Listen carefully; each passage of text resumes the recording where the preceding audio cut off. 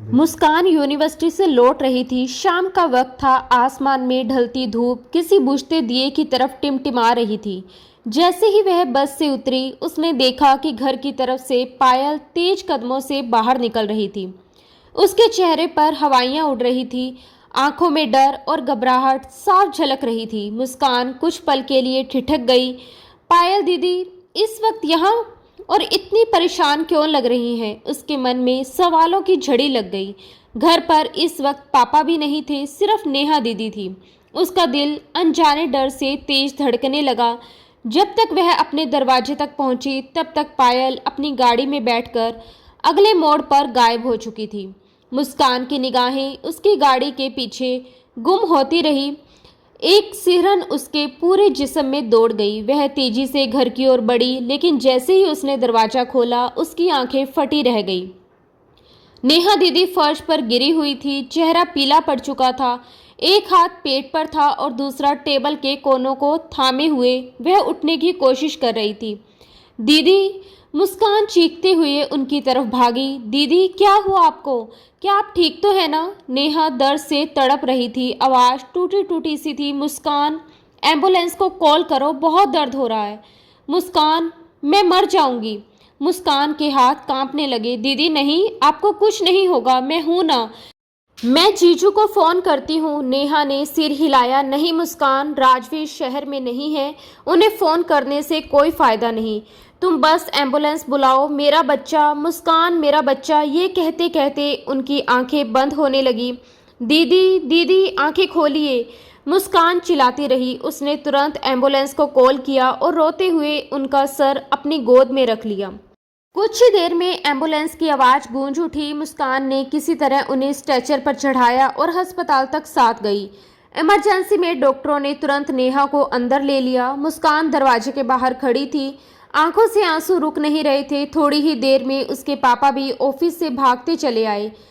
नेहा की सास इंदुजी और देवर सुनील भी वहां पहुंच चुके थे। पूरे अस्पताल में तनाव छा गया था। सबको मालूम था कि ये मामला किसी आम परिवार का नहीं है, क्योंकि राजीव आहूजा इस शहर का बड़ा बिजनेसमैन टाइकून था। नेहा वही थी जो आहूजा खानदान को वारिस देने वाली थी। अब हालात नाजुक थी। माँ और बच्चा दोनों की जान खतरे में थी। मुस्कान के कांपते होठों से सिर्फ एक ही बात निकल पा रही थी, भगवान मेरी दीदी और उनके बच्चे को बचा लीजिए। मुस्कान, ये सब कैसे हुआ? इतनी बड़ी लापरवाही नेहा कैसे कर सकती है? उसे तो पता था ना कि उसकी कोख में हमारे खानदान का अंश पल रहा है, फिर भी इतनी बड़ी लापरवाही कैसे हो गई? इंदु जी की आवाज़ में दर्द, गुस्सा और हैरानी तीनों एक साथ झलक रहे थे। मुस्कान के होठ थरथरा उठे। उसकी आंखों से आंसू झरझर बह रहे थे। मुझे नहीं पता आंटी, सच में नहीं पता। उसकी आवाज़ फटी हुई थी। मैं यूनिवर्सिटी से आई तो दीदी ज़मीन पर दर्द से तड़प रही थी। मैं कुछ नहीं जानती कि उनके साथ क्या हुआ था। मैं तो बस उन्हें संभालने की कोशिश कर रही थी। उसने रोते हुए अपने चेहरे को दोनों हथेलियों में छुपा लिया। इंदु जी वहीं माथा पकड़कर पास की कुर्सी में बैठ गई। उनकी आंखों से आंसू नहीं, पर एक गहरी थकान टपक रही थी। चारों ओर खामोशी पसरी थी। बस अस्पताल के गलियारे में लोगों की हल्की आवाज़ें और मॉनिटर की बीप सुनाई दे रही थी। 3 घंटे तक सब लोग बाहर बेचैनी से बैठे रहे, हर मिनट उम्मीद और डर के बीच झूलते हुए। और फिर आखिरकार डॉक्टर बाहर आए। उनके चेहरे पर थकान और आंखों में बोझिलपन था। डॉक्टर ने धीमी आवाज में कहा, हमने बहुत कोशिश की, माँ को तो बचा लिया गया, लेकिन बच्चा अब नहीं रहा। ये शब्द जैसे किसी ने दीवार पर हथौड़ा मार दिया हो। मुस्कान की आंखों से आंसू बह निकले। इंदु जी ने सिर झुका लिया और नेहा के पिता संजय जी के होठों से एक दर्द भरी आह निकली। 5 महीने की प्रेगनेंसी थी वो बच्चा जिसकी हलचल नेहा हर रोज महसूस करने लगी थी, जिसका हर पल वो सपना देखती थी, जिसके लिए पूरे घर में तैयारियां हो रही थी। अब वो नन्हा वजूद हमेशा के लिए ठंडा पड़ चुका था। उसी वक्त तेज कदमों की आवाज़ गूंजी। अस्पताल के गेट से राजीव अंदर दाखिल हुआ। चेहरा पसीने से भीगा हुआ, आंखों में डर और बेचैनी थी। डॉक्टर, नेहा कहाँ है और मेरा बच्चा कैसा है? वह एक ही सांस में सब बोल गया, लेकिन डॉक्टर के होठों से निकले हुए शब्दों ने उसकी पूरी दुनिया उजाड़ दी। आपकी पत्नी अब सुरक्षित है, लेकिन बच्चा नहीं बच पाया। राजीव कुछ पल तक वहीं खड़ा रहा। आंखें फैल गई जैसे किसी ने उसकी सांसें खींच ली हो। फिर वह डगमगाते हुए पीछे की कुर्सी पर गिर गया। उसके हाथ कांप रहे थे, आंखें सूनी थी। उसे समझ नहीं आ रहा था कि यह सपना है या सच्चाई। जिस बच्चे के लिए उसने महीनों से तैयारी की थी, जिसके आने की मुस्कान में वह पूरा घर सजाने वाला था, वो बच्चा अब कभी नहीं आएगा। राजीव, खुद को संभालो, नेहा के पापा संजय ने आगे बढ़कर कहा। लेकिन उनकी बात पूरी होने से पहले ही इंदु जी गुस्से में फट पड़ी। संभाले कैसे? सब नेहा की गलती है। मैंने तुम्हें पहले ही मना किया था राजीव, उसे उसके मायके मत छोड़ो, लेकिन नहीं, तुमने मेरी एक बात नहीं मानी। अब देखो, सब खत्म हो गया। राजीव की आंखों में लालिमा भर आई, उसकी मुट्ठियां भींच गई। उसने भारी आवाज में कहा, मैं नेहा को कभी माफ नहीं करूंगा, कभी नहीं। उसकी आवाज में टूटन थी, लेकिन लहजा पत्थर की तरह सख्त था। उसने आंखों की नमी को झटकते हुए चेहरा घुमाया और बिना पीछे देखे अस्पताल से बाहर निकल गया। वह यह जाने बिना जा चुका था कि अस्पताल के कमरे में नेहा धीरे धीरे होश में आ रही थी। आंखें खोलते ही उसने सबसे पहले जो नाम लिया वो राजीव था। उसकी आवाज़ में टूटन थी, बेबसी थी और एक ऐसी चाहत थी जो शायद अब अधूरी रह जाने वाली थी। वह राजीव से मिलना चाहती थी, उसके कंधे पर सर रखकर रोना चाहती थी, अपने बच्चे की मौत का गम उसी के साथ मिलकर हल्का करना चाहती थी। लेकिन किस्मत को कुछ और ही मंजूर था। राजवीर ने उसे दुत्कार दिया था, उससे नफरत करने लगा था, उसे अपने बच्चे की मौत का जिम्मेदार ठहरा दिया था। उसके दिल में गलतफहमी का जहर फैल चुका था। नेहा बिस्तर पर लेटी थी, आंखों से आंसू बहते जा रहे थे, होठ कांप रहे थे और उसकी रूह रो रही थी। उसकी दुनिया उजड़ चुकी थी, उसका बच्चा, उसका प्यार, उसका विश्वास, सब कुछ उससे छिन गया था। उसने आंखें बंद की और कमरे में बस मॉनिटर की धीमी बीप गूंज रही थी, जो अब किसी टूटे दिल की धड़कन जैसी लग रही थी। वो रोती सिसकती रह गई। राजवीर के पीछे पीछे उसकी माँ इंदु जी भी चली गई। अस्पताल की सफ़ेद दीवारों के बीच अब सिर्फ उसकी बहन मुस्कान और उसके पापा संजय जी रह गए थे। चारों तरफ सन्नाटा पसरा था, बस मशीनों की बीप की आवाज़ उस सन्नाटे को तोड़ रही थी। बेबस संजय जी अपनी बेटी के पास आए। पापा, नेहा ने कांपती आवाज़ में पुकारा, आंखों में उम्मीद की आखिरी चमक थी। उन्होंने उसका माथा सहलाया। तुम ठीक हो बेटा? हमारे लिए बस यही सबसे बड़ी बात है। ये सुनते ही नेहा अपने आंसू रोक ना पाई। पापा का हाथ कसकर पकड़ लिया। पापा, मेरा बच्चा। उसके शब्द गले में ही अटक गए। संजय जी ने आंखें बंद कर ली, आवाज़ में दर्द था। फिक्र मत करो बेटा, सब कुछ ठीक हो जाएगा। मगर खुद उनकी आंखों से आंसू ढुलक पड़े। मुस्कान भी पीछे खड़ी अपने आंसू पोंछ रही थी। दूसरी ओर राजवीर, जिसने ना तो मुड़कर देखा ना ही अस्पताल आया। संजय जी बेटी को डिस्चार्ज करवाकर घर ले आए, मगर नेहा के मन में अब भी एक ही सवाल था, राजवीर कहाँ है? हर दिन, हर रात, हर सांस में वो उसी का नाम दोहराती रही। दरवाजे की ओर उसकी निगाहें जमी रहती, वो आएगा, मेरे आंसू पहुँचेगा, लेकिन वो कभी नहीं आया। थक हार कर नेहा ने खुद उसे फ़ोन किया, मगर उसने फ़ोन तक नहीं उठाया और जब वो खुद उसके घर पहुंची तो उसने मिलने से भी इनकार कर दिया। इतना ही नहीं, उसकी माँ इंदु जी ने तो उसे घर से धक्के देकर बाहर निकाल दिया। तुम हमारे पोते की कातिल हो। ये सुनकर नेहा के दिल में जैसे 1000 तीर एक साथ चुभ गए। वो दरवाजे पर ही खड़ी रह गई, आंखों में दर्द, होठ कांपते हुए बोले, जाओ राजवीर, तुम्हें मेरी ज़रूरत नहीं। अब मुझे भी तुम्हारी कोई ज़रूरत नहीं। अगर तुम्हें मुझसे मोहब्बत नहीं तो मैं भी ऐसी मोहब्बत पर लानत भेजती हूँ। ये कहते वक्त उसकी आवाज़ भरा गई थी, मगर चेहरा सख्त था। अंदर से वो पूरी तरह टूट चुकी थी। वो दिल जिसमें कभी सिर्फ राजवीर की मोहब्बत बसती थी, अब बिखरे हुए टुकड़ों में धड़क रहा था। दिन गुजरते गए, मगर उसके दर्द की तीव्रता कम नहीं हुई। वो अपने आंसू भीतर ही भीतर पीती रही, मुस्कुराने की कोशिश करती रही ताकि पापा और मुस्कान का दिल ना टूटे। दोनों ने उसे बार बार समझाया, नेहा टेंशन मत लो, एक दिन राजवीर जरूर लौटेगा। वो बस गलतफहमी में है। लेकिन नेहा की आंखें हर बार खामोश रहती। वो उन वादों, उन कस्मों, उन सपनों को याद करती जो राजवीर ने उसके साथ बुने थे। 6 महीने बीत चुके थे मगर उस बेदर्द सनम ने एक बार भी पलटकर नहीं देखा। उधर राजवीर भी स्कूल में नहीं था, वो भी नेहा को याद करता था मगर इंदु जी की बातों ने उसकी सोच में ऐसी दीवार खड़ी कर दी थी जिसे अब गिराना नामुमकिन था। उन्होंने गलतफहमी के बीज को इतना खाद पानी दिया था कि अब वो एक घना पेड़ बन चुका था जिसकी छांव में प्यार के लिए कोई जगह नहीं बची थी। और अब जब उन्हें मौका मिला उन्होंने ठान लिया कि वो अपने बेटे की शादी अपनी सहेली की बेटी और राजवीर की बचपन की दोस्त पायल से ही करवाएगी।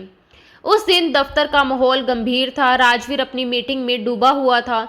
जब दरवाजे पर खट की हल्की सी आवाज हुई, उसने सिर उठाया और सामने का नजारा देखकर उसकी सांसें थम गई। कमरे में मौजूद सबकी निगाहें दरवाजे की ओर टिक गई और वहां खड़ी थी नेहा। 6 महीने बाद उसे यूं सामने देखकर राजवीर के लब खुद ब खुद रुक गए। काली फ्रॉक में सोगवार हुस्न, रोई हुई आंखें, फीकी मुस्कान, उसके चेहरे पर दर्द और गरिमा दोनों का अजीब संगम था। राजवीर ने उसे ऊपर से नीचे तक देखा और एक पल के लिए जैसे सारी दुनिया थम गई, हवा भी रुक गई। बस उन दोनों के बीच एक अधूरा प्यार, एक अधूरा रिश्ता और बहुत सारी खामोशियां बाकी थी। मुझे आपसे बात करनी है, वो रहस्य लहजे में बोली, आवाज धीमी मगर ठोस थी। Excuse me, meeting is over, Rajveer ने ठंडे अंदाज में कहा और वहां मौजूद सभी मेंबर्स को बाहर जाने का इशारा किया। कुछ ही पलों में कमरा खाली हो गया। अब वहां बस 2 लोग थे, एक वो जो टूटी थी और दूसरा जो टूटने से बचने की कोशिश कर रहा था। राजवीर ने मेंबर्स के जाते ही अपनी सख्त निगाहें नेहा पर डाली, जबकि नेहा कुछ सेकंड उसे देखती रही, फिर धीरे धीरे उसके करीब आई। आप दूसरी शादी कर रहे हैं, उसने हिम्मत जुटाकर कहा। आवाज कांप रही थी मगर जुबान पर दृढ़ता थी। 6 महीने बाद ये पूछने आई हो? राजवीर अपनी जगह से उठते हुए ठंडे स्वर में बोला। आप मेरी बात का जवाब दें मिस्टर राजवीर आहूजा, नेहा ने तेज आवाज में कहा। उसकी आंखों में दर्द और गुस्सा दोनों थे। उसके जिस्म से उठती वही उसकी पसंदीदा खुशबू हवा में फैल गई थी। 6 महीने बाद भी वो खुशबू राजवीर के दिल की धड़कनों को अस्त व्यस्त कर रही थी। वो सामने खड़ी थी, वही लड़की जिसे उसने कभी अपनी रूह की हद तक चाहा था। मेरा जवाब जानकर क्या करोगी? उसने उसकी आंखों में गहराई से झांकते हुए कहा। जो पूछा है उसका सीधा जवाब दीजिए, नेहा ने थरथराते लहजे में कहा। अगर मैं कहूँ हाँ कर रहा हूँ दूसरी शादी, राजवीर की ठंडी आवाज ने कमरे की हवा जमा दी। उसके शब्द सुनकर नेहा के होठ सूख गए, दिल की धड़कन जैसे थम गई। आप मुझे सजा दे रहे हैं? वो धीमी सांस लेते हुए बोली। सजा? सजा तो हम दोनों के लिए है और शायद अब सारी जिंदगी ये सजा हमें झेलनी पड़ेगी।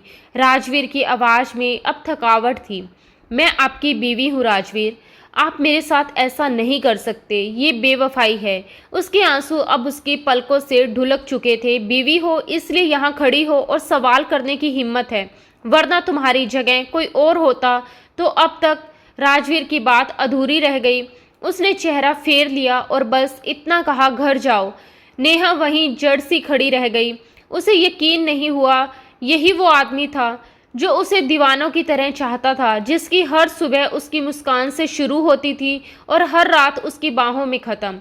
और आज वही शख्स उसे देखना तक नहीं चाहता। इन 6 महीनों में वो कितना बदल गया था। उसकी आंखों में अब मोहब्बत की जगह सिर्फ ठंडापन था। एक गलती, बस एक गलती ने उसकी पूरी जिंदगी उजाड़ दी थी। आंखों से बहते आंसुओं ने उसकी आखिरी उम्मीद भी तोड़ दी। मैं नहीं जाऊंगी, उसने सख्ती से कहा। आपने 6 महीने से मुझसे राब्ता ख़त्म कर रखा है, ना मिलते हैं ना बात करते हैं। क्या सारा कसूर मेरा ही था? क्या सज़ा सिर्फ मुझे ही मिलेगी? अब उसकी आवाज़ दर्द से कांप रही थी मगर उसमें साहस भी था। राजवीर ने उसकी ओर देखा, आंखों में गुस्सा और टूटन दोनों थे। हाँ, तुम ही कसूरवार हो, तुम्हारी वजह से सब कुछ हुआ, तुम्हारी वजह से मेरा बच्चा। वो यकायक रुक गया, शब्द गले में अटक गए। नेहा ने उसके चेहरे पर गुस्से की तीव्र लकीरें देखी, अपने आंसू पोंछे और कड़क आवाज में बोली, तो अब आप इस बात की सजा मुझे देंगे? ठीक है, कर लीजिए दूसरी शादी, मगर दूसरी शादी से पहले आपको मुझे छोड़ना होगा। राजवीर का चेहरा सख्त हो गया। अपनी जुबान संभालो नेहा, अगर दोबारा ऐसी बात मुंह से निकाली तो जान ले लूंगा तुम्हारी। उसने गुस्से में नेहा का बाजू पकड़कर झंझोरा। एक पल को दोनों की आंखें आपस में टकराई, जैसे आग और पानी का संग्राम हो। आप खुद किसी और को अपनी जिंदगी में शामिल कर ले और चाहते हैं मैं आपके नाम पर अपने बाप के घर बैठी रहूं? ऐसा कभी नहीं होगा मिस्टर राजवीर आहूजा। दूसरी शादी से पहले आपको पहली शादी खत्म करनी होगी। नेहा ने बिना डरे उसकी आंखों में आंखें डालते हुए कहा। राजवीर हंसा नहीं, बस गुस्से से बोला, तुम्हारी इतनी औकात नहीं कि मेरे नाम से खुद को अलग कर सको। याद रखो। वह उसके बेहद करीब आया। चेहरे से कुछ इंच की दूरी पर उसकी गर्म सांसें नेहा के चेहरे से टकराई। लगता है तुम भूल गई हो राजवीर आहूजा को, उसने धीमे मगर डरावने लहजे में कहा। मैं कुछ नहीं भूली, लेकिन आप सब भूल गए हैं। मेरा गुनाह क्या इतना बड़ा था कि इतनी सख्त सजा दे रहे हैं? और अगर सजा देनी है तो फिर दोनों को मिलेगी। नेहा ने गुस्से में अपना हाथ छुड़ाते हुए दरवाजे की ओर कदम बढ़ाए। राजवीर ने गुस्से में अपने बालों में हाथ फेरा और उसके पीछे लपका। नेहा दरवाजा खोलने ही वाली थी कि उसने आगे बढ़कर दरवाजे को लॉक किया और उसे दीवार से सटाते हुए अपने दोनों हाथ उसके दोनों ओर रख दिए। उसका चेहरा नेहा के बेहद करीब था, इतना कि नेहा उसकी सांसों की तपिश महसूस कर रही थी। लगता है तुम अपनी जान देने पर तुली हो। अगर अलग होना चाहती हो तो ठीक है। राजवीर आहूजा तुम्हें खुद से जुदा कर देगा। तुम मेरी मोहब्बत के लायक ही नहीं थी। गेट आउट, उसने हर शब्द पर जोर देते हुए कहा और पीछे हट गया। उसकी बात सुनते ही नेहा के दिल पर जैसे कोई बिजली गिरी। उसकी आंखों से आंसू बह निकले। वो समझ गई कि अब सब खत्म हो गया है। वो शख्स जो उसकी जान था अब वही उसकी रूह से जुदा हो गया है। बिना कुछ कहे उसने दरवाजा खोला और बाहर निकल गई। राजवीर वहीं खड़ा रहा, बस उसे जाते हुए देखता रहा। बाहर सड़कों पर नेहा की कार बेतहाशा रफ्तार से दौड़ रही थी। 2 बार उसका एक्सीडेंट होते होते बचा, पर उसे परवाह नहीं थी। घर पहुंचते ही वह बिस्तर पर औंधे मुंह गिर पड़ी और बेकाबू होकर रोने लगी। आंखों के सामने वही लम्हे घूमने लगे जब उसने पहली बार बताया था कि वो प्रेग्नेंट है, और राजवीर मुस्कान से पागल हो उठा था, जैसे सारी दुनिया ही खुशियां उसे मिल गई हों। मगर एक गलती, बस एक गलती ने सब छीन लिया। उसका घर, उसका पति, उसकी ममता और सब खत्म। उधर घर पर इंदु जी सुनील से कह रही थी कि सुनील, मैंने कितनी बार कहा है मोनिका को साथ लेकर आया करो, अब देखो कितना वक्त गुजर गया। इंदु जी ने ये सब नाराज लहजे में कहा, जबकि सुनील फोन में व्यस्त था। वो बोला भी नहीं, बस नजरें घुमाई। उसने मन ही मन सोचा, मैं उसकी जिम्मेदारी क्यों लूं? मोनिका इंदु जी की खास सहेली की बेटी थी, जो हाल ही में अपनी यूनिवर्सिटी बदलकर इंदु जी के घर के पास वाली यूनिवर्सिटी में पढ़ने आई थी। उसके माता पिता अपनी बड़ी बेटी के पास गए हुए थे, जिसकी डिलीवरी में कुछ दिक्कतें थी, इसलिए मोनिका को उन्होंने इंदु जी के पास छोड़ दिया था। वो लड़की थोड़ी जिद्दी थी और अपने हिसाब से जीती थी। हेलो आंटी, मोनिका की आवाज़ सुनकर इंदु जी ने मुड़कर देखा। अच्छा हुआ बेटा तुम आ गई, मैं बस खाना खाने लगी थी, तुम भी फ्रेश होकर आ जाओ। इंदु जी मुस्कुराते हुए बोली और किचन की तरफ चली गई।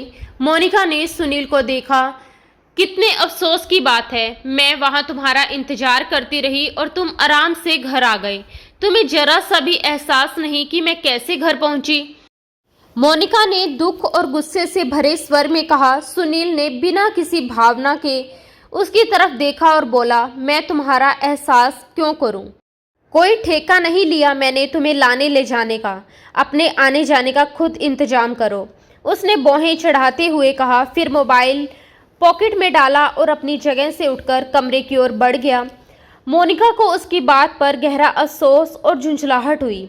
वह उसके पीछे आई और तेज लहजे में बोली, जरूरी नहीं जिनका ठेका लिया जाए सिर्फ उनकी मदद की जाए। कभी कभी इंसानियत के नाते भी इंसान किसी की मदद कर देता है। बात करते करते वह अनजाने में उसके कमरे तक चली गई थी। सुनील पलटा, उसकी आंखों में सख्ती उतर आई। वह समझ गया कि मोनिका किस बात पर तंज कस रही है। तुम होती कौन हो मुझे ये सब कहने वाली? अपने काम से काम रखो और आउट ऑफ माय रूम, उसने बेहद रुखे अंदाज में कहा। मोनिका ने चारों तरफ नजर घुमाई तो सचमुच उसे एहसास हुआ कि वह गुस्से में बहस करते करते उसके कमरे तक आ पहुंची थी। शर्मिंदगी से उसका चेहरा लाल पड़ गया। उसने एक नज़र सुनील पर डाली, होंठ भींचे और बिना कुछ कहे बाहर निकल आई। पीछे से सुनील ने गुस्से में दरवाज़ा जोर से बंद कर दिया। शाम को मुस्कान यूनिवर्सिटी से लौटकर सीधा अपनी बहन नेहा के कमरे में गई, जहां नेहा मुंह लपेटकर आंसू बहा रही थी। नेहा दीदी, क्या हुआ? आप ठीक तो है ना? मुस्कान ने परेशान होकर बहन के माथे पर हाथ रखते हुए पूछा। मुस्कान ने उसे उठाते ही गले से जकड़ लिया और दोनों फूट फूट कर रोने लगी। मुस्कान ने द्रवित होकर पूछा, प्लीज़ दीदी, मुझे बताओ ना, क्या हुआ? तुम इस तरह क्यों रो रही हो? नेहा ने गले से उसे दूर करते हुए धीमे स्वर में कहा। वो दूसरी शादी कर रहे हैं। मुस्कान ने गहरी सांस भरी और वह अपनी दीदी को चुप करते हुए वह कमरे से बाहर चली गई। अगले दिन जब मुस्कान अपनी यूनिवर्सिटी गई तो उसे वहां पर सुनील मिला। वह भी मुस्कान की यूनिवर्सिटी में ही पढ़ता था। राजवीर की शादी की बात को लेकर मुस्कान सुनील से बहस करने लगी। मुस्कान ने गुस्से में सुनील को कहा, राजवीर पायल से दूसरी शादी करने जा रहा था। हद होती है बेशर्मी की। तुम्हें शर्म संकोच नाम की कोई चीज पता है? सुनील दांत पीसकर उसे घूरता रहा। अपनी जुबान संभालो। सुनील भड़क उठा और आगे बढ़ा, लेकिन उसके दोस्तों ने उसे रोक लिया। लेकिन मुस्कान रुकने को तैयार नहीं थी। क्या कर लोगे तुम? अपने भाई की करतूत को रोक पाओगे क्या? वह अपनी पत्नी होते हुए दूसरी शादी करने जा रहा है। उसकी चीख ने सारी हदें लांघ दी। अक्सर अपनी आदतों की वजह से परेशानी झेलने वाली मुस्कान फिर भी अपनी गलतियों से सीखती नहीं थी। खबरदार, अगर मेरे भाई के बारे में एक शब्द भी गलत कहा तो मुंह तोड़ दूंगा तुम्हारा। सुनील गुस्से में बेकाबू होते हुए बोला। उसकी आंखों में आग थी और हाथ गुस्से में मुक्का बने कांप रहा था। लेकिन मुस्कान बिल्कुल नहीं डरी। उसने तड़पते हुए कहा, लानत है तुम पर। एक गलत फैसले का साथ देते तुम्हें शर्म आनी चाहिए। सुनील पलटकर बोला, यू नो, पहले मुझे भी लगता था कि भाई का फैसला गलत है, लेकिन अब मुझे लगता है कि उनका फैसला 100% सही है। सुनील की दहाड़ इतनी तेज थी कि मुस्कान एक पल को सहम गई। उसकी आंखों में पानी उतर आया। मुस्कान, चलो यहाँ से। उसकी एक दोस्त ने उसे बाजू से पकड़ा और वहाँ से हटाना चाहा। तभी पीछे से एक आवाज़ आई, सुनील प्लीज़, छुट्टी हो गई है तो आओ, घर चलते हैं। अचानक एक लड़की ने आते ही सुनील की कलाई थाम ली। उसके चेहरे पर हल्की मुस्कान थी। मुस्कान की निगाहें तुरंत उस हाथ पर पड़ी जो सुनील की कलाई पर था, और सुनील जो गुस्से में मुस्कान को घूर रहा था, उसे एहसास तक नहीं हुआ कि मोनिका उसकी कलाई पर अपना हाथ रखे खड़ी है। मुस्कान ने उसे एक आखिरी बार सख्त निगाहों से देखा, झटके से अपना हाथ झटका और वहां से चली गई। उसके जाते ही बाकी सभी स्टूडेंट भी चुपचाप वहां से हट गए। क्या हुआ सुनील, कुछ मिस कर दिया मैंने? मोनिका ने शरारती मुस्कान के साथ आंखें चमकाते हुए पूछा। उसी पल सुनील की नज़र अपने कलाई पर पड़ी तो उसने झटके से मोनिका का हाथ हटाया। दूर रहकर बात किया करो मुझसे, उसने ठंडे और सख्त लहजे में चेतावनी दी और बिना कुछ कहे गुस्से में वहां से निकल गया। मुस्कान, मेरी बात तो सुनो, कहाँ जा रही हो? उसकी दोस्त मोना ने मुश्किल से उसे रोका। वो भी अपने भाई जैसा है, बेवफा है वो। इतनी जल्दी तो मौसम भी नहीं बदलते जितनी जल्दी ये दोनों भाई बदल गए हैं।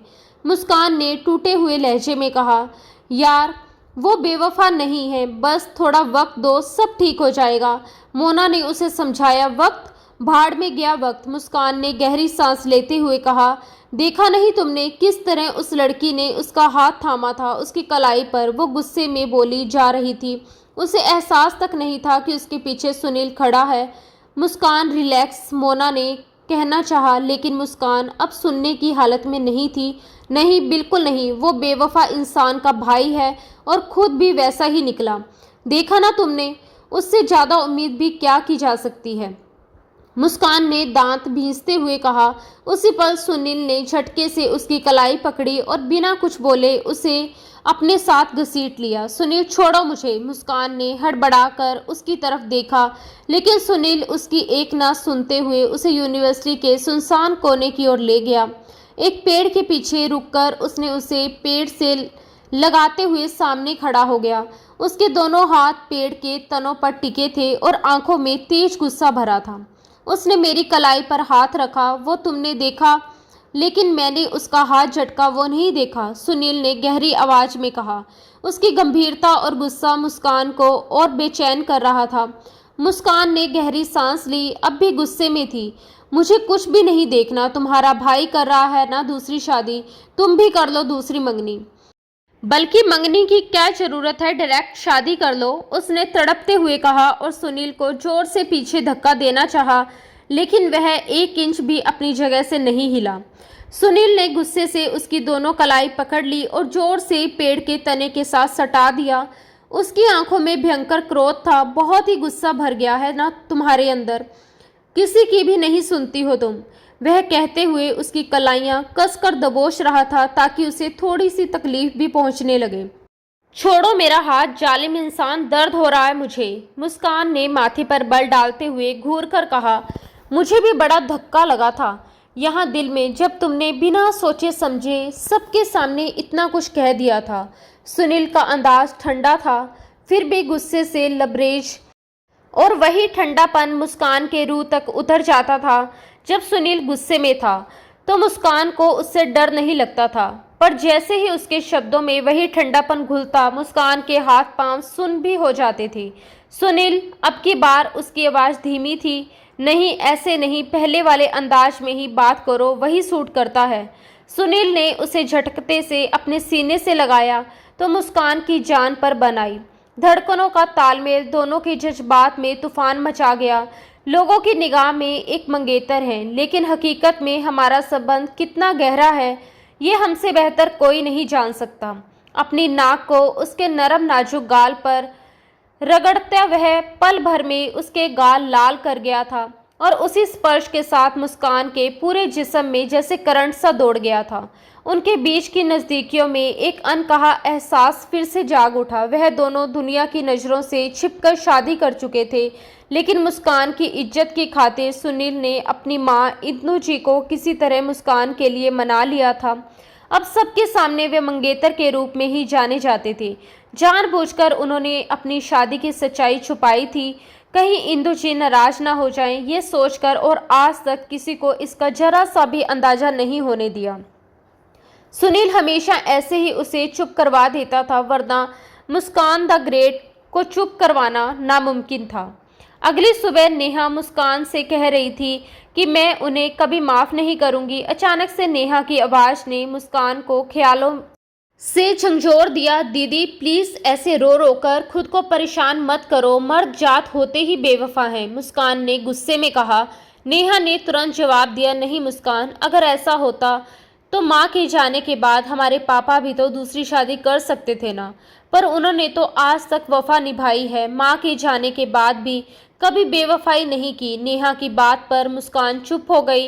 वह सच कह रही थी। नेहा की माँ तब इस घर से अचानक चली गई थी जब नेहा सिर्फ 10 साल की थी और मुस्कान 6 साल की। कोई नहीं जानता था कि वो कहाँ गई। इंसान मर जाए तो एक दिन सब्र आ जाता है, मगर अगर कोई जीते जी छोड़ जाए वो जख्म कभी नहीं भरता।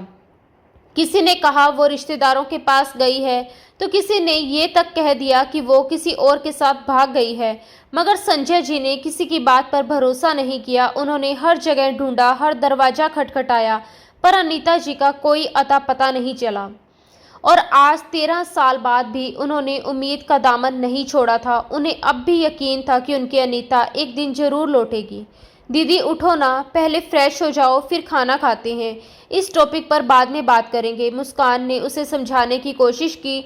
अब कुछ कहने को बचा नहीं है मुस्कान, अब सिर्फ तलाक का नोटिस जाएगा उस राजवीर आहूजा को। कर ले वो दूसरी शादी, तीसरी, चौथी, जितनी चाहे उतनी शादियाँ, अब मुझे कोई फ़र्क नहीं पड़ता। नेहा के शब्दों पर मुस्कान ने अविश्वास से उसकी तरफ देखा। दीदी आप ये क्या कह रही हैं, तलाक? मुस्कान को यकीन नहीं हुआ कि उसने सही सुना है। राजवीर और नेहा का प्यार तो मिसाल हुआ करता था। उनके रिश्ते के गवाह सुनील और मुस्कान खुद थे, लेकिन वो मोहब्बत अब कहाँ खो गई कि आज नेहा तलाक की बात कर रही थी। हाँ मुस्कान, सही सुना तुमने, ये मेरी आखिरी फैसला है।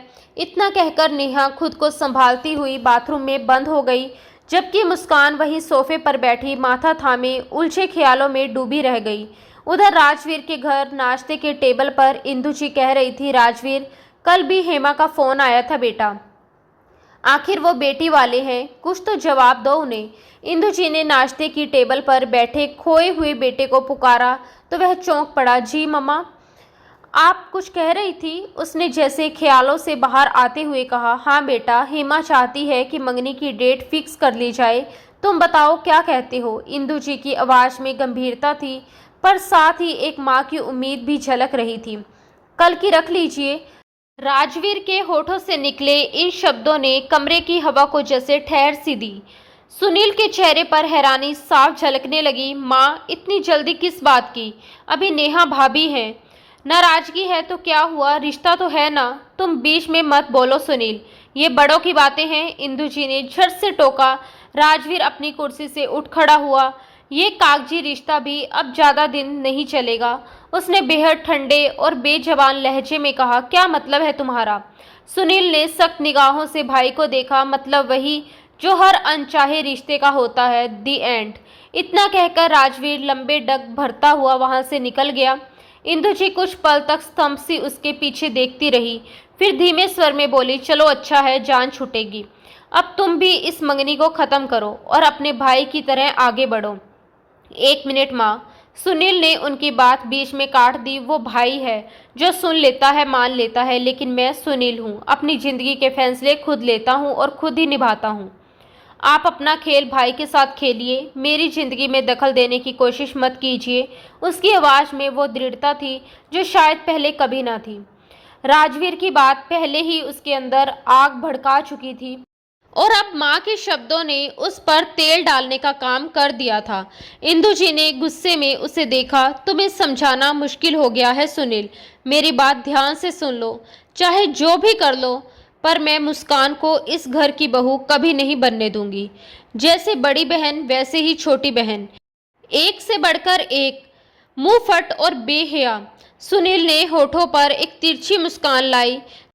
तो भाई की ला रही है ना आप, सादी, संकोची और शरीफ सी लड़की।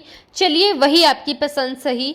मेरे वाली तो ऐसी ही टेढ़ी है और मुझे वो ऐसी ही पसंद है। बहुत बदतमीज हो गए हो तुम। इंदु जी तमतमाते हुए बोली। कुछ नहीं भूला मम्मा, लेकिन शायद आप भूल रही हैं कि भाई की संतोष किस में है।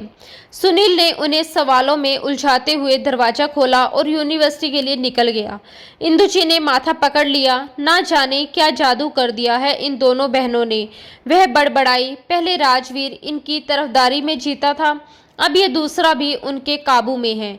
और मोनिका, वह ऊंची आवाज में बोली, मोनिका, तुम्हें यहाँ किस लिए बुलाया है मैंने? अगर तुमसे मेरा एक बेटा काबू नहीं होता तो साफ साफ बता दो, मैं कोई और इंतजाम कर लूँगी। आंटी, मैं तो कर रही हूँ कोशिश, लेकिन आपका बेटा मुझे मुंह ही नहीं लगाता, मैं क्या करूँ?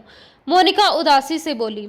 तो फिर उसके और करीब जाओ, दोस्ती बढ़ाओ, अपने अंदाज दिखाओ। याद रखो, मर्द औरत की अदाओं के पीछे भागता है। आंटी हंसते हुए उसे अपने बेटे को फंसाने के नए नए तरीके समझा रही थी।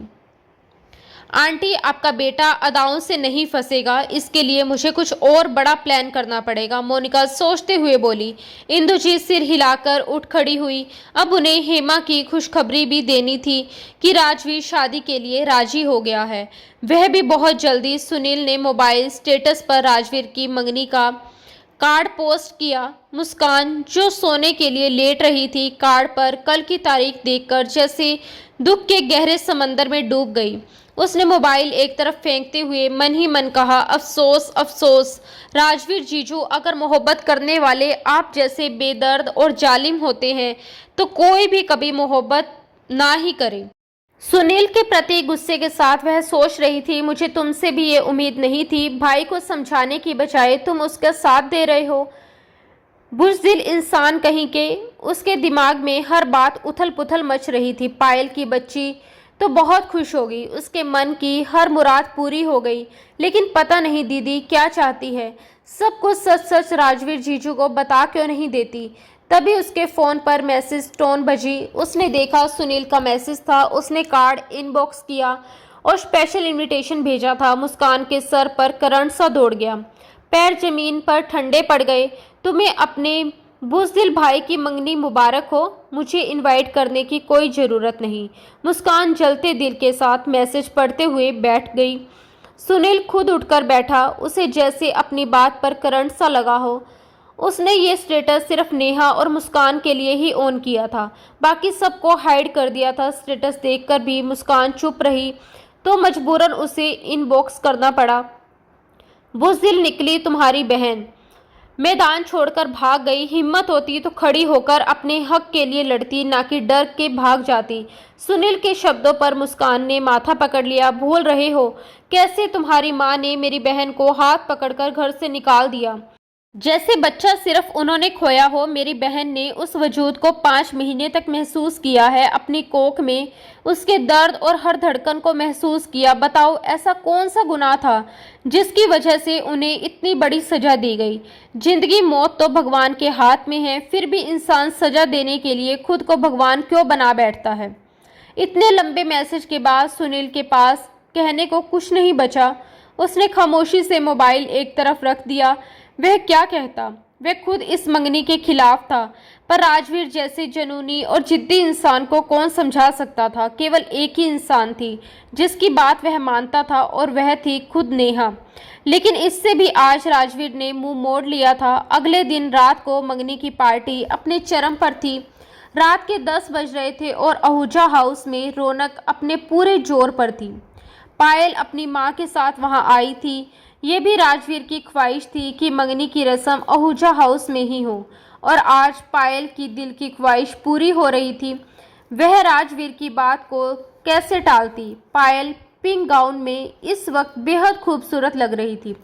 सभी मेहमान आ चुके थे, बस राजवीर का इंतजार था, जो अब तक अपने कमरे से बाहर नहीं निकला था। इंदु जी बुरी तरह परेशान होकर बोली, सुनील जाओ देखो राजवीर कहाँ रह गया। अचानक नेहा अपनी बहन मुस्कान के साथ गाड़ी में बैठकर आहूजा हाउस के बाहर पहुंच जाती है। आप एक बार फिर सोच ले दीदी, हम पापा को बताकर भी नहीं आए हैं। अगर उन्हें पता चला तो उन्हें बुरा लगेगा।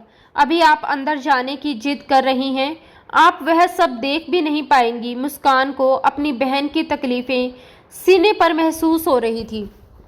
यही तो देखना है मुस्कान, वह किस तरह मेरे सामने किसी और का हाथ थामेगा, फिर उसे रिंग पहनाएगा। नेहा की आवाज़ में ठहराव था।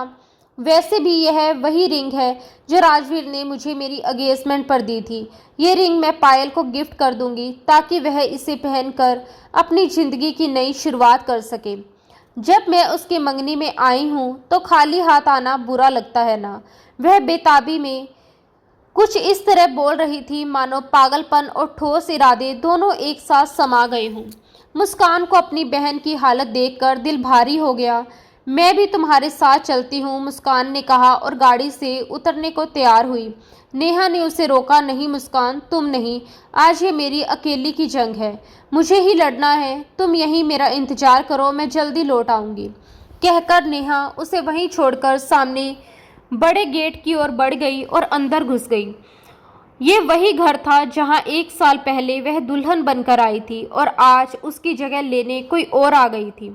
नेहा चलते हुए सीधा स्टेज के पास पहुंची। वहां राजवीर आहूजा खड़ा था, तालियों की गूंज में पायल को रिंग पहनाता। नेहा ने दिल बड़ा करके तालियां बजा दी। उसकी आंखें गिरे कांच जैसी नम थी, लेकिन चेहरे पर मुस्कान थी, एक जख्मी मुस्कान। मासूम चेहरा, फरेबी निगाहें, लबों पर हंसी और दिल में दर्द।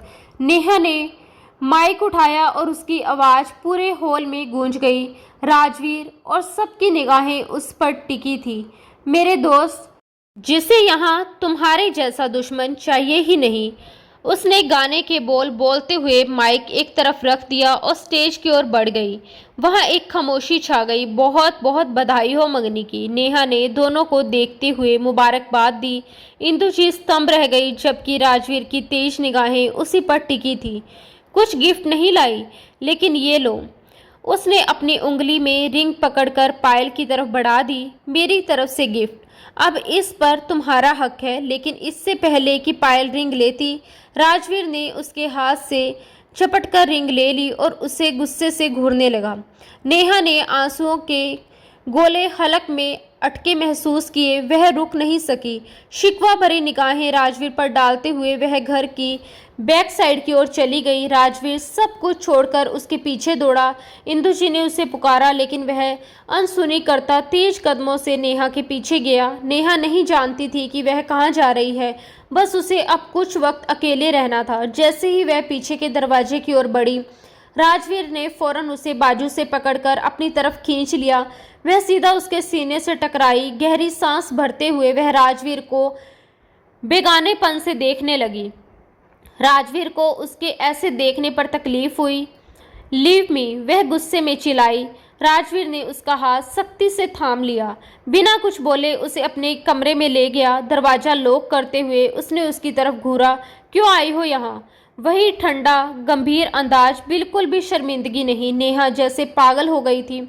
उसने दोनों बाजुओं से उसे पीछे धकेलने की कोशिश की लेकिन राजवीर ने उसकी दोनों कलाइयों को पकड़ लिया और उसे अपने करीब खींच लिया। क्यों मुश्किलें बढ़ा रही हो अपने और मेरे लिए? वह गंभीर आवाज में कह रहा था और नेहा का दिल तेजी से धड़कने लगा। मुझे जाना है यहाँ से, दूर हटो, वह चिल्लाई लेकिन खुद को उसकी पकड़ से छुड़ा नहीं सकी। यही कारण था कि वह यहाँ आई थी। उसे राजवीर से दूर जाना था। राजवीर ने अपने कमरे में उसे अपने वजूद में महसूस किया और आज भी शिद्दत से उसे चाहता था। उसके बिना उसका खुद का वजूद अधूरा लगता था। और अचानक राजवीर ने आगे बढ़कर अपने होठों से उसके होठों पर कब्जा जमाया। नेहा एकदम पत्थर जैसी हो गई। 6 महीने बाद ये स्पर्श उसे महसूस हुआ। इतने लंबे समय तक राजवीर ने उसे छुआ तक नहीं था। नेहा पैनिक होने लगी। वह बेकाबू हो रही थी लेकिन राजवीर की पकड़ और भी सख्त होती जा रही थी। उसने उसे बिस्तर पर गिरा दिया। उसकी कलाइयों को तकियों पर रखकर उसका चेहरा निहारने लगा। नेहा रोते हुए उसे देख रही थी। क्या हुआ? इतना पैनिक क्यों हो रही हो? पहली बार तो नहीं छू रहा, राजवीर ने कहा और अपनी हक जताते हुए अपनी सांसें उसके साथ घोलने लगा। फिर बहुत प्यार से उसके माथे पर होठ रखे उसकी आंखों में देखा और बारी बारी से अपने होठों को स्पर्श छोड़ता गया। नेहा पूरी तरह पत्थर जैसी हो गई थी। वह बिना पलके झपकाए उसे देख रही थी। राजवीर का जादू हमेशा की तरह काम कर गया था। आज भी उसने नेहा को अपने जादू में पकड़ लिया था और नेहा चाहकर भी उसके जादू से बाहर नहीं निकल पा रही थी। राजवीर ने दोबारा नेहा के नरम रसीले होठों पर और भी प्यार से अपने होठों का रसपान किया। पहले नेहा अपनी मोहब्बत का जवाब मोहब्बत से देती थी लेकिन आज वह बस बेहरकत ही पड़ी रही। वह उसका साथ नहीं दे रही थी लेकिन रोक भी नहीं रही थी। राजवीर ने उसका ये अंदाज देखा तो गुस्से में हल्का सा ऊपर हो गया और अपनी शर्ट निकालकर दूर फेंक दी। उसके इरादों को देखकर नेहा की जान निकल रही थी। पूरे जिस्म में जैसे करंट दौड़ गया। नेहा इस छुवन को कितनी बार झेल चुकी थी। एक बार राजवीर अपनी जुनूनियत से उसे बेबस कर देता और आज तो उसके चेहरे का रंग भी बदल गया था। नेहा ने चेतावनी दी, खबरदार, जो तुमने अपनी हद पार करने की कोशिश की। लेकिन अब राजवीर होश में कहाँ था। पूरे 6 महीने के बाद उसकी महबूब बीवी उसकी बाहों में थी तो खुद पर काबू कैसे पाता। उसका सारा गुस्सा और सारी नफरत पल भर में गायब हो गई। उसे याद बस ये था कि नेहा का नरम नाजुक वजूद उसकी बाहों में है। अगले ही पल उसने अपने नरम दहकते होठ नेहा की गर्दन के नीचे ब्यूटी बॉन पर रख दिए और धीरे धीरे नीचे की ओर बढ़ाया। इससे पहले कि वह पूरी तरह उसकी खूबसूरती में मदहोश हो जाता, उसने एकदम उसके बालों में उंगलियां डालकर उन्हें सख्ती से पकड़ लिया। मुझे घर जाना है राजवीर। इस बार उसकी आंखों में नमी थी। राजवीर ने अपनी खुमार भरी नजरों से उसे देखा और बेड पर खींचकर अपने सीने पर गिरा लिया। तुमने मुझे बहुत हल्के में लिया नेहा आहूजा। इतने करीब आकर कौन पत्थर दिल इंसान होगा जो जाने देगा। 6 महीने का हिसाब लेने के लिए उसने नेहा को बेड पर लिटाकर अपने और उसके बीच के सारे पर्दे गिरा दिए। उसे अपनी बाहों में मचलने पर मजबूर कर दिया। मैं इस सब के लिए आपको कभी माफ़ नहीं करूंगी। नेहा अपने चेहरे को उसके सीने में छुपा गई। आप बहुत बुरे हैं, बहुत बुरे। राजवीर ने लाइट ऑफ करते हुए उसके दोनों कलाइयों को अपनी पकड़ में लिया। मेरी पत्नी हो, मैं तुम पर हक रखता हूँ, माफ़ी मांगूंगा भी नहीं। उसने अपनी बात कहकर उसे मदहोश कर दिया। नेहा के दिल की धड़कनें तेजी से बढ़ने लगी। उसकी हर हरकत नेहा की जान पर बन रही थी। 6 महीने के बाद उसकी जान उसे मिली थी और वह अपनी जान को अपने शरीर में पूरी तरह समा लेना चाहता था। काफ़ी देर हो चुकी थी और नेहा अभी तक वापस नहीं आई थी। मुस्कान गाड़ी में बैठी उसका इंतजार कर रही थी। उसने गाड़ी आहूजा हाउस से थोड़ी पीछे एक बड़े पेड़ के नीचे खड़ी की थी ताकि गाड़ी पेड़ की छाया में छिपी रहे। रात का वक्त था इसलिए सड़क पर अकेले गाड़ी खड़ी करना उसे ठीक नहीं लगा। वह बार बार नेहा को कॉल कर रही थी लेकिन नंबर बंद जा रहा था। हे भगवान, दीदी कहाँ रह गई? वह परेशान होकर बुदबुदाई, क्या करूं? राजवीर को कॉल लगाऊं या सुनील को? वह उलझन में थी। कुछ देर सोचने के बाद उसने सुनील को कॉल लगा दी। उधर सुनील राजवीर को नेहा का हाथ थामे अपने कमरे की तरफ जाते और फिर कमरे का दरवाजा बंद करते देख चुका था। यह सब देखकर उसके चेहरे पर एक अजीब सी मुस्कान आई थी। तभी उसने मोबाइल स्क्रीन पर मुस्कान की कॉल देखी और तुरंत रिसीव किया। बोलो मुस्कान, उसने सहजता से कहा। दीदी कहाँ है? मुस्कान ने गुस्से में कहा। मुझे क्या पता, मुझसे क्यों पूछ रही हो? सुनील ने लापरवाही से जवाब दिया। देखो सुनील, ज़्यादा नाटक मत करो। मुझे पता है दीदी आहूजा हाउस के अंदर है। मैं उनके साथ ही आई थी। कब से बाहर वेट कर रही हूँ लेकिन वो वापस नहीं आई। मुस्कान ने सख्त लहजे में कहा। क्या कहा तुमने? तुम बाहर हो? वक्त देखा है, आधी रात हो रही है। सुनील ने घड़ी देखते गुस्से से कहा। मुझे लेक्चर मत दो, बस दीदी को भेजो। मुझे उनकी चिंता हो रही है। तुम्हारी दीदी वहीं है जहां उन्हें होना चाहिए, लेकिन लगता है तुम्हें थोड़ी डोज चाहिए। सुनील ने ताना मारा। उसके बाद मुस्कान ने गुस्से में मोबाइल को घूरा। मुझ पर अपनी अकड़ मत दिखाया करो, डरती नहीं मैं तुमसे, समझे? उसने तिल मिलाकर कहा और कॉल काट दी। आ गया बड़ा मुझे सीधा करने वाला, वह बड़बड़ाई और मोबाइल डैशबोर्ड पर पटक दिया। संजय जी शहर से बाहर थे, वरना मुस्कान इस तरह घर से अकेले कभी न निकलती। अब उसे गाड़ी में बैठे बैठे डर सा लगने लगा था। दीदी को एहसास तो होना चाहिए, कोई ऐसे छोड़कर जाता है क्या? वह खुद से बड़बड़ा रही थी। तभी उसकी गाड़ी के पास किसी के कदमों की आहट सुनाई दी। मुस्कान घबराकर जल्दी से सारे दरवाजे लॉक करने लगी, पर हड़बड़ाहट में एक दरवाजा अनलॉक हो गया। कुछ पल सन्नाटा रहा। उसने आसपास देखा पर कोई नहीं था। तभी उसने सुनील को कॉल करने के लिए मोबाइल उठाया ही था कि अचानक फ्रंट सीट का दरवाज़ा खुला और कोई अंदर आ गया। डर के मारे मुस्कान के हाथ से मोबाइल छूटकर नीचे गिर गया। वह चीखते हुए दरवाजे से जा लगी। जब उसने देखा कि वो सुनील था तो एक पल के लिए उसके होश उड़ गए। सुनील के चेहरे पर वही शरारती मुस्कान थी। क्या हुआ डार्लिंग, इतना डर गई? मैं तो तुम्हें बहादुर समझता था, पर तुम तो डरपोक निकली, सुनील ने मुस्कुराते हुए कहा। मुस्कान दरवाजे से चिपकी बैठी थी, कुछ बोल नहीं पा रही थी। मुस्कान, आर यू ओके? उसने उसके चेहरे की घबराहट देखकर नरमी से पूछा, पर वह खामोश रही। ये एक्सप्रेस ट्रेन आज चुप क्यों है? सुनील ने मजाक में कहा और हाथ बढ़ाकर उसके गाल को छूने की कोशिश की, पर मुस्कान ने झटके से उसका हाथ हटा दिया। बेवकूफ़, ऐसे कौन करता है? उसने डर और गुस्से के मिले जुले भाव से कहा। सुनील ने उसकी यह हरकत नज़रअंदाज की और मुस्कुराते हुए उसके पीछे हाथ डालकर उसे अपनी गोद में खींच लिया। अचानक हुए इस स्पर्श में मुस्कान ने घबराकर उसकी कॉलर पकड़ ली। सुनील ने उसके चारों ओर बाहें कस ली और उसे अपनी गोद में बिठा लिया। अब वह पूरी तरह उसके काबू में थी, ना हिल पा रही थी, ना कुछ कह पा रही थी। बस उसके चेहरे पर गुस्सा और डर दोनों साफ झलक रहे थे। क्या हुआ? इतना गुस्सा क्यों आ रहा है मेरी जान को? सुनील अपनी गर्म सांसें मुस्कान के चेहरे पर छोड़ रहा था और मुस्कान का दिल एकदम तेज दौड़ने लगा। गुस्सा तो कहीं सो गया था, उसकी जगह सुनील की कुर्बत ने ले ली थी। छोड़ो मुझे, वह कसमसाई और सुनील ने अचानक उसकी नाजुक कमर पर जोर से चुटकी काट दी, इतनी तेज कि दर्द से उसका चेहरा लाल हो गया। सुनील उसके बदलते भावों को गौर से देख रहा था।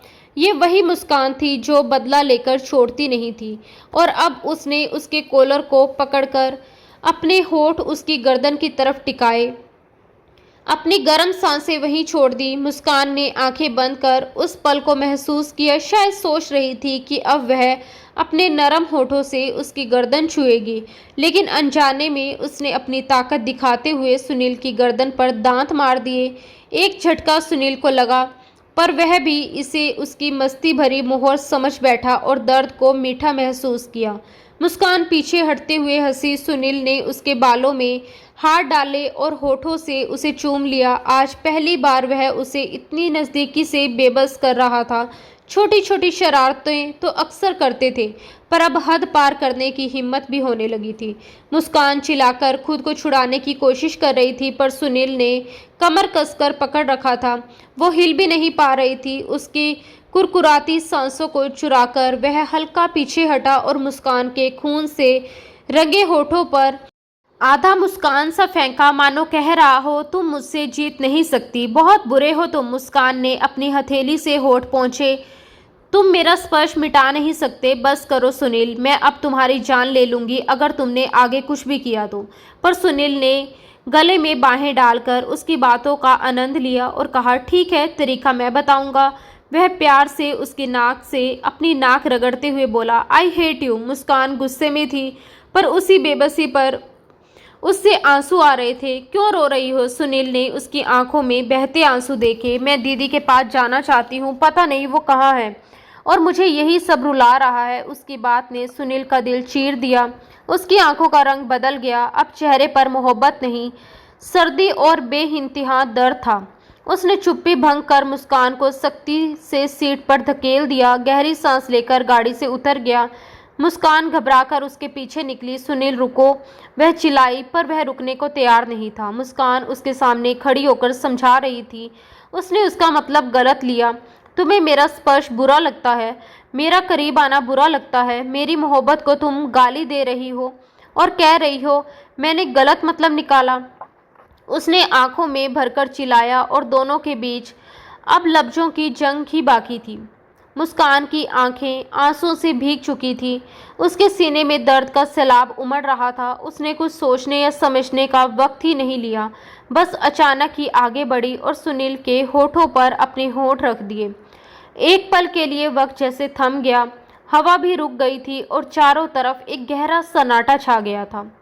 उस एक पल में उसकी सारी बातें, सारे शिकवे, सारी उलझनें जैसे उसी चुंबन में समा गई थी। अगले ही पल वह झटके से पीछे हटी, खुद से नजरें चुराती हुई, पर सुनील ने उसे फिर खींचकर अपने सीने से लगा लिया। उसकी पकड़ में इतना दर्द था, मगर इतना ही अपनापन भी। सुनील की आंखों में अब गुस्सा नहीं, एक अजीब सी नरमी थी। मुझे तुम्हारा छूना बुरा नहीं लगता सुनील, मुस्कान ने कांपती आवाज में कहा। ना ही तुम्हारे करीब आना, बल्कि तुम्हारी बाहों में मुझे वो सुकून मिलता है जो मैं किसी को बता नहीं सकती। उसकी आवाज में झलकते प्यार ने सुनील को पल भर के लिए खामोश कर दिया। फिर वह मुस्कुराया, मगर उस मुस्कान में दर्द था। तो फिर बिना वजह मुझसे दूर क्यों हुई? मेरी वजह से तुम्हारी डिग्री लटक गई और तुम बार बार उसी यूनिवर्सिटी के चक्कर काटती रही। मैंने कहा भी था कि आओ मेरे पास, मगर तुमने मना कर दिया। अब खुद सोचो, अगर तुम हमेशा के लिए मेरे पास आ जाओ तो सब झंझट खत्म हो जाएं। उसने उसकी ठोड़ी उठाते हुए कहा, मैं तुम्हें सबसे छुपा लूँगा, हमेशा के लिए अपने पास रखूँगा। मुस्कान ने उसका चेहरा देखा, उसकी आंखों की गहराई में डूबती जा रही थी। फिर मासूमियत से बोली, सुनील, दीदी और राजवीर जीजू के बीच सब कुछ ठीक हो जाएगा ना? सुनील ने होठों पर हल्की मुस्कान सजाते हुए जवाब दिया, हो जाएगा, आज के बाद सब कुछ ठीक हो जाएगा। उसके लहजे में कुछ रहस्यमय था, जिससे मुस्कान थोड़ी असहज हुई। क्या मतलब, आज के बाद सब कैसे ठीक हो जाएगा? उसने सवाल किया। सुनील बस मुस्कुराया, उसकी नाक दबाते हुए बोला, ना पूछो तो ज़्यादा अच्छा है। क्यों ना पूछूं? मुस्कान जिद पर अड़ गई। अभी नहीं बता सकता, शादी के बाद बताऊंगा, कहकर उसने बात टाल दी। सुबह की पहली किरणों के साथ ही नेहा की आंख खुली। उसके पास राजवीर गहरी नींद में सोया था। रात के सारे पल एक एक करके उसकी आंखों के सामने तैरने लगे। उसकी सांसें भारी हो गई, आंखें भर आई। धीरे से उठकर वह बाथरूम गई। आईने में खुद को देखकर उसकी आंखों में नमी उतर आई। मुझे अभी यहाँ से जाना होगा। राजवीर के उठने से पहले उसकी मंगनी हो चुकी है। अब इस रिश्ते की कोई गुंजाइश नहीं बचती। उसने खुद से बुदबुदाया। दुपट्टा सिर पर ओढ़कर वह धीरे धीरे कमरे से बाहर निकली। राजवीर की नींद टूट चुकी थी। उसने उसे चुपचाप जाते देखा। उसके चेहरे पर कोई शिकन नहीं थी, मगर आंखों में तूफान था।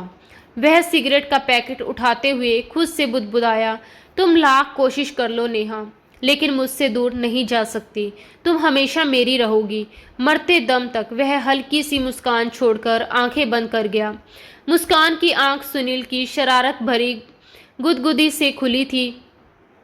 गाड़ी की खिड़की से आती हल्की धूप उसके चेहरे पर पड़ रही थी और हवा में रात की मिठास अब भी बाकी थी। पूरी रात दोनों ने यूं ही गाड़ी में गुजार दी थी, कभी बातों में, कभी हंसी में, कभी एक दूसरे की आंखों में खोकर। सुनील ने फिर से उसकी कमर में उंगली से गुदगुदी की तो वह खिलखिलाकर हंस पड़ी। उसकी वह मासूम नटखट सी हंसी सुनील के दिल को छू गई। उसने आगे बढ़कर उसके होठों पर अपने होठ रख दिए, उसकी हंसी को अपने सीने में समेट लिया। एक पल को वक्त जैसे ठहर गया हो। हवा रुक गई थी, सिर्फ दिलों की धड़कनें सुनाई दे रही थी। तुम्हारी मुस्कान मेरी जिंदगी की सबसे बड़ी मुस्कान है, सुनील ने उसकी कान में धीमे से कहा और उसे फिर से अपनी बाहों में भींच लिया। मुस्कान ने अपनी आंखें बंद कर ली, जैसे दुनिया की सारी शांति उसी के सीने में छुपी हो। अचानक गाड़ी का दरवाजा खटखटाने की आवाज़ आई। दोनों चौंक पड़े। दरवाजे के बाहर नेहा थी। दीदी, अब आपको देखकर वो क्या सोचेगी? मुस्कान ने डरते हुए कहा। सुनील मुस्कुराया और बोला, कुछ नहीं सोचेगी, जानती है वो भी यार, आखिर शादीशुदा हैं और शादीशुदा कपल्स क्या करते हैं ये उन्हें भली भांति पता है। उसने आंख मारी और आराम से गाड़ी से उतर गया। नेहा ने उसकी ओर देखा पर तुरंत नजरें झुका ली। जैसे ही सुनील घर की तरफ बढ़ा, नेहा फौरन गाड़ी में बैठकर अंदर चली गई। कमरे में पहुंचते ही सुनील ने एक लंबी सांस ली। उसकी कमर में दर्द था क्योंकि पूरी रात उसने सीट की बैक पर टेक लगाकर मुस्कान को अपनी गोद में लिए जागते हुए बिताई थी। दूसरी ओर नेहा सीट से टिककर आंखें बंद किए बैठी थी। उसकी सांसें भारी थी। दीदी, आप ठीक तो है ना? मुस्कान ने उसकी तरफ झुककर पूछा। नेहा ने आंखें खोली, एक गहरी सांस ली और बुदबुदाई, बहुत दोगला इंसान है वो। एक तरफ पायल से मंगनी करता है और दूसरी तरफ मेरे साथ। उसकी आवाज़ टूट गई और आंसू बह निकले। क्या हुआ आपके साथ? मुस्कान ने सहमते हुए पूछा। नेहा ने खुद को संभालते हुए कहा, कुछ नहीं, गाड़ी तेज चलाओ। उसने चेहरा दूसरी तरफ घुमा लिया। मुस्कान चुप हो गई, पर उसके मन में सवालों का तूफान मचल रहा था। उधर आहूजा हाउस में तूफान पहले से ही उठ चुका था। आखिर तुम चाहते क्या हो राजवीर? इंदु जी की आवाज़ पूरे हॉल में गूंज रही थी। एक तरफ पायल से मंगनी करते हो और दूसरी तरफ वो लड़की सुबह तुम्हारे कमरे से निकलती है, ये सब क्या है? उनका गुस्सा 7वें आसमान पर था। राजवीर चुपचाप खड़ा था, मगर उसके चेहरे पर जमी शिकने उसके भीतर के ज्वालामुखी को बयां कर रही थी। तभी उसने ठंडी आवाज में कहा, वो बीवी है मेरी, तो मैं कौन हूँ? पायल ने पीछे से रुकते हुए पूछा। राजवीर ने नजरें उठाई और कहा, तुम मंगेतर हो। उसकी आवाज में अजीब सी नरमी थी, पर आंखों में कठोरता साफ झलक रही थी। पायल का चेहरा एकदम उतर गया। उसने अपनी माँ की तरफ देखा, जैसे वहां से कोई जवाब मिल जाएगा। राजवीर, पायल से शादी से पहले तुम्हें अपनी बीवी को तलाक देना होगा, पायल की माँ ने कहना शुरू कर दिया कि राजवीर ने टेबल पर रखा गुलदान उठाकर पूरी ताकत से जमीन पर पटक दिया। आवाज पूरे घर में गूंज उठी। वो गुलदान कनाडा से लाया था, बेहद कीमती, मगर उस पल उसकी अहमियत राख बन गई। कुछ कह रही थी आप?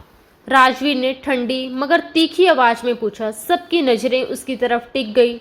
इंदु जी के चेहरे पर हैरानी थी। Rajveer, are you okay? उन्होंने धीमे से पूछा। राजवीर मुस्कुराया, मगर वो मुस्कान डरावनी थी।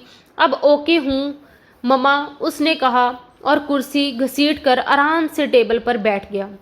राजवीर, तुम ऐसे बर्ताव नहीं कर सकते हमारे साथ। ये मंगनी किसी जबरदस्ती से नहीं हुई थी, जैसे तुम हमें मुजरिम बना रहे हो, इंदु जी ने सख्त लहजे में कहा। राजवीर ने पायल की आंखों ही आंखों में डालकर कहा, मुजरिम तो तुम हो, क्या मतलब? पायल ने घबराते हुए पूछा। वो उठा, उसकी तरफ बढ़ा और बेहद ठंडे स्वर में बोला, मतलब ये कि जुर्म हुआ है, बहुत बड़ा जुर्म, जिसकी माफ़ी भी नहीं मिलेगी, चाहे मांगो तब भी नहीं। राजवीर ने कहर भरी निगाहों से पायल को देखा। कहना क्या चाहते हो तुम? पायल ने ठंडी लेकिन चुनौती भरी आवाज में पूछा। उसकी आंखों में हैरानी नहीं बल्कि जवाब पाने की जिद थी। राजवीर धीरे धीरे अपनी जगह से उठा। उसके कदमों की आहट इतनी भारी थी कि कमरे का हर शख्स खामोश हो गया। वह पायल के बेहद करीब आया, उसकी आंखों में झांकते हुए बोला, तुम जानती हो अभी मेरा क्या दिल चाहता है? चाहता है कि तुम्हें इसी वक्त जिंदा जमीन में गाड़ दूं ताकि तुम्हारी सांसें हमेशा के लिए थम जाए। उसके शब्दों में इतना जहर था कि सबके रोंगटे खड़े हो गए। सुनील, जो ऊपर अपने कमरे में सोने गया था, नीचे की हलचल और टूटने की आवाज से चौंक कर भागा आया। उसने देखा टेबल के पास टूटा हुआ गुलदान बिखरा हुआ पड़ा है और राजवीर का चेहरा खून उतरने जैसा लाल था। आखिर मैंने ऐसा क्या किया है? तुम मुझे मारने पर उतारू हो गए, पायल ने गुस्से में चीखकर कहा। राजवीर ने उसकी तरफ इशारा करते हुए गरज कर कहा, तुमने मेरे बच्चे को मार डाला, इस दुनिया में आने से पहले ही उसका खून कर दिया। तुम हो मेरे बच्चे की कातिल। सन्नाटा छा गया। सभी हैरानी से एक दूसरे का चेहरा देखने लगे। पायल की मां ने घबराकर बेटी की आगे कदम बढ़ाए। ये कैसी बकवास है? हमारी बेटी ऐसा कभी नहीं कर सकती। लेकिन राजवीर ने दहाड़ते हुए कहा, खबरदार, आप भी बराबर की गुनहगार हैं। मेरे पास सबूत है, कानून देगा आपको सजा। मेरे बच्चे को तुम लोगों ने मुझसे छीन लिया। उसकी आंखें लाल हो चुकी थी, मानो उसमें आग जल रही हो। ये सब झूठ है, ये सब उस नेहा का बनाया हुआ खेल है, पायल ने कांपती आवाज में कहा। मैं तो गई ही नहीं थी वहां पर, वो खुद ही फिसलकर सीढ़ियों से गिरी थी। झूठ, राजवीर दहाड़ा। नेहा ने मुझे कुछ भी नहीं बताया, लेकिन तुमने खुद अपनी जुबान से सच उगल दिया। पायल के चेहरे से सारा खून उतर गया, उसकी आंखें फैल गई। वह एक पल के लिए जड़ होकर रह गई, जैसे खुद अपने ही जाल में फंस गई हो। इंदु जी हैरत में खड़ी रह गई। उस दिन नेहा घर पर अकेली थी और अचानक दरवाजे की घंटी बजी थी। उसने दरवाजा खोला, सामने पायल थी। नेहा ने उसे देखते ही चौंक कर कहा, तुम यहाँ क्या काम है तुम्हें मेरे घर में? पायल बिना जवाब दिए अंदर चली आई। क्यों ना आऊं? बहुत शौक है ना तुम्हें राजवीर की जिंदगी में जगह बनाने का। उसका बच्चा भी तुम्हारे पेट में पल रहा है। बहुत चालाक बनती हो। क्या बकवास कर रही हो तुम? निकलो यहाँ से। नेहा ने गुस्से में उसे दरवाजे की ओर धकेलना चाहा, लेकिन पायल ने झटके से खुद को छुड़ाया और तीखी नजरों से उसे देखा। मुझे तुम जैसी औरत के मुंह लगने का कोई शौक नहीं। ये कहकर वह मुड़ी, लेकिन उसके चेहरे पर नफरत की परतें साफ झलक रही थी। नेहा ने गुस्से में सीढ़ियां चढ़ना शुरू किया, सोचते हुए कि जब घर में कोई नहीं है तो पायल खुद ही चली जाएगी। लेकिन वह नहीं जानती थी कि पायल का गुस्सा अब आग बन चुका है। जैसे ही नेहा सीढ़ियों के ऊपर पहुंची, पायल उसके पीछे दौड़ी और अचानक उसके कंधे को पकड़कर जोर से खींचा। नेहा के कुछ समझने से पहले ही उसका संतुलन बिगड़ गया और नेहा सीढ़ियों से लुढ़कती चली गई। नेहा के मुंह से एक लंबी चीख निकल पड़ी। वह दर्द से कराह रही थी और मदद के लिए किसी को पुकार रही थी। वहीं पास पायल बैठी थी, उसके चेहरे पर बेरहमी की ठंडी मुस्कान थी। वह एक एक शब्द ज्यों ही कहती गई, हवा में जैसे जहर घुल गया। दर्द से तड़पती रहो और यही तड़प तड़प कर अपनी जान दे दो। बदकिस्मती से बच गई तो अपना मुंह बंद रखना। अगर एक शब्द भी मेरे खिलाफ बोला तो याद रखना, मैं वो हूँ जो कुछ भी कर सकती हूँ। पायल ने कटुता से आगे कहा, एक दिन राजवीर रात को सोएगा, सुबह उसकी आंख नहीं खुलेगी। यदि विधवा बनना चाहती हो तो बोलो, वरना हमेशा चुप रहना। नेहा अपना दर्द बर्दाश्त करते हुए उस पत्थर दिल लड़की को देख रही थी जो पूरी तरह निर्दयी और बेरहम लग रही थी। उसे अब साफ समझ आ गया था कि जब पायल राजवीर को हासिल नहीं कर पाएगी तो वह किसी भी हद तक जा सकती है, यहाँ तक कि किसी की जान लेने से पीछे नहीं हटेगी। नेहा का दिल कांप उठा था, उसके पूरे शरीर में थरथराहट दौड़ रही थी, लेकिन पायल वहां से निकल चुकी थी। यह सब नेहा ने किसी से साझा नहीं किया था, केवल मुस्कान ही इस राज की जानकारी रखती थी। मुस्कान को भी नेहा ने कसम दी थी कि वह किसी को इस राज की भनक नहीं लगने देगी और सही समय आने पर पायल के खतरनाक इरादों की चेतावनी जरूर देगी। परंतु राजवीर ने नेहा को कभी इतना मौका ही नहीं दिया कि वह कुछ कह सके। बच्चे के चले जाने का दुख दोनों के दिलों में था, लेकिन राजवीर ने नेहा की ओर तक नहीं देखा। नेहा ने ठान लिया कि अब ये राज सिर्फ उसके पास रहेगा कि उसके बच्चे का कातिल कोई और नहीं बल्कि पायल ही है। पर दुर्भाग्यवश ये राज खुल गया। सुबह जब नेहा अपने कमरे से बाहर निकली, थोड़ी ही देर बाद राजवीर भी कमरे से बाहर आया।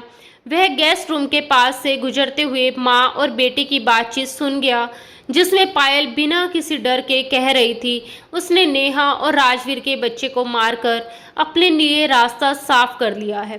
राजवीर ने वह सारी बातें ध्यान से सुनी और उसे तुरंत समझ आ गया कि पायल कितनी खतरनाक और चालाक है। उसने ये सारी बातें रिकॉर्ड भी कर ली थी ताकि बाद में इसका सबूत उसके पास रहे। राजवीर, मेरी बात सुनो, ये सब झूठ है, गलत है, ऐसा कुछ नहीं है, प्लीज़ मेरी यकीन करो। पायल की आवाज़ कांप रही थी। उसकी आंखों में डर और बेबसी दोनों थे। वह अपनी बेगुनाही साबित करने की कोशिश में चीख रही थी, चिल्ला रही थी, पर राजवीर पर जैसे अब किसी बात का असर नहीं रहा था।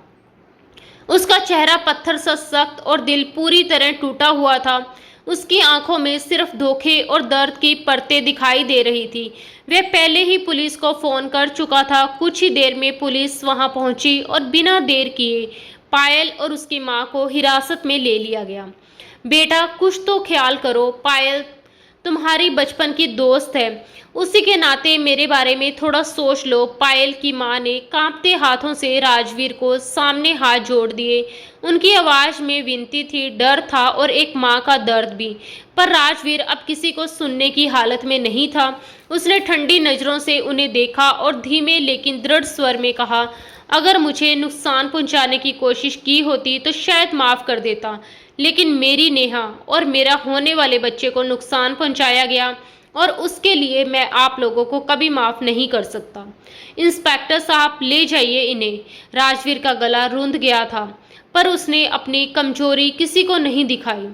पुलिस जब पायल और उसकी मां को लेकर चली गई तो उसके भीतर का सारा गुस्सा, दर्द और टूटन जैसे एक साथ बाहर आ गए। वह पास की कुर्सी पर बैठते ही ढह गया। आंखों से आंसू बह निकले।